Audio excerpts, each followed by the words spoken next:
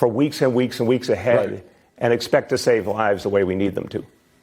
So let's talk about the way that you've handled the response in New York City. I want you to take a listen to yourself and your message to New Yorkers. These are 3 different clips. One's from January, one's from February, and one's from early this month. It's important, just go about your lives, continue living as you have. New Yorkers should go about our lives, continue doing what we do. This should not stop you from going about your life, should not stop you from going to Chinatown and going out to eat. We want people still to go on about their lives. We want people to rest assured that a lot is being done to protect them. That last clip was from March 13th, just about 2 weeks ago. In retrospect, is that message, at least in part, to blame for how rapidly the virus has spread across the city?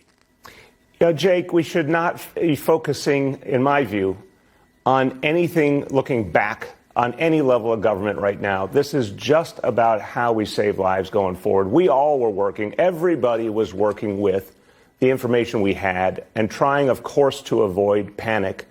And at that point, for all of us, trying to keep, not only protect lives, but keep the economy and the livelihoods together, keep ensuring that people had money to pay for food and medicine. I mean, this was a very different world just a short time ago. But the bottom line is, none of us have time to look backwards. I'm trying to figure out how we get through to Sunday, next Sunday, and then what we do the week after that. And that's the only thing we should be talking about in this country. And by the way, any other place in this country that thinks this is just going to pass them by and is going to be a non-issue, it's in all 50 states now. And what we're all learning at the front line is this moves very, very fast in a way none of us have ever experienced in our lives.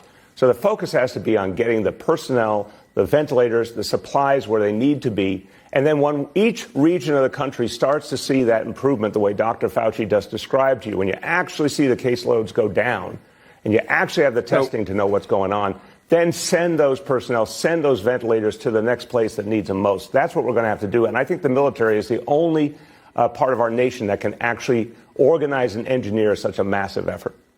So, Mr. Mayor, you say you don't think you should look backwards, but you've criticized President Trump for, quote, actions that are far, far behind the curve. I mean, Mr. Mayor, weren't your actions in this outbreak also far, far behind the curve? Jake, I in real time said, and this was weeks and weeks ago as it was happening, that we were not being given the testing we needed. I think the big historical point here that will be looked back on is if this country had had the testing when we needed it, this could have been a very different reality.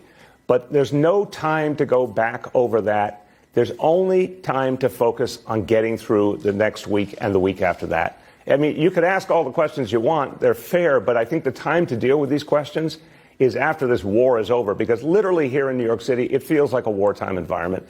I am talking to doctors, nurses, frontline public health leaders. They're literally trying to figure out what's going to happen just days from now. And they're watching an escalation, Jake, that we've never seen in our lives. The only comparison is to 100 years ago, the Spanish influenza pandemic.